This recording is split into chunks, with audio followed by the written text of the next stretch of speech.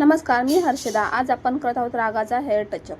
तर आपण इथे 3 आणि 4 नंबरची ट्यूब घेतली आहे। त्यामध्ये 20 वॉल्यूमचा आपण डेव्हलपर मिक्स करणार आहोत। तर आपल्याला डेव्हलपर 1.5 या पद्धतीने घ्यायचा आहे। नंतर आपल्याला क्रीम आणि डेव्हलपर चांगलं मिक्स करून घ्यायचं आहे। नंतर आपल्याला क्लायंटचे हेअर टू हेअर सेक्शन करून घ्यायचे आहे। आपण बघू शकता क्लायंटचे फक्त फ्रंटलाच व्हाईट हेअर आहे, तसं आपण तेवढं टचअप करणार आहोत। क्लायंटला जास्त कलर नको आहे, त्या पद्धतीने आपल्याला टचअप करायचं आहे। मी इथे एअर टू एअर पार्टिशन करून घेतलं आहे। नंतर आपण थोडं छोटे छोटे पार्टिशन करून कलर टचअप करत आहोत। मी थोडा अर्धा इंच सोडून कलर डिपॉझिट करत आहे हेअरवर।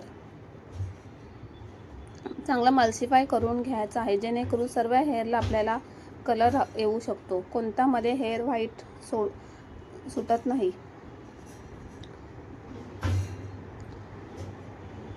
तर आपण इथे 3 आणि 4 नंबर का घेतला आहे, कारण आपल्याला पूर्ण असा ब्लॅक हेअर कलर नको होता, म्हणून थोडासा ब्राऊन शेडमध्ये, म्हणून मी त्यामध्ये 4 नंबर मिक्स केला आहे। तर आपले पूर्ण ब्लॅक न होता आपले हेअर नॅचरल पद्धतीने हेअर कलर होतो।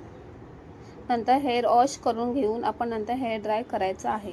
क्लायंटला जास्त हेअर ड्राय नको होता, म्हणून मी जास्त करणार नाही आहोत। आपण थोडा हेअर ड्राय करून नंतर आपल्याला ह्याच्यावर सिरम अप्लाय करून थोडे हेअर ड्राय झाल्यावर सिरम अप्लाय करायचं आहे। आपण इथं स्टिकचं सिरम यूज करणार आहोत।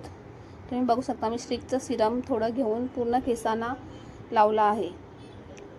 नंतर परत आपल्याला पॅन्डल ब्रशने हेअर ड्राय करून घ्यायचे आहेत।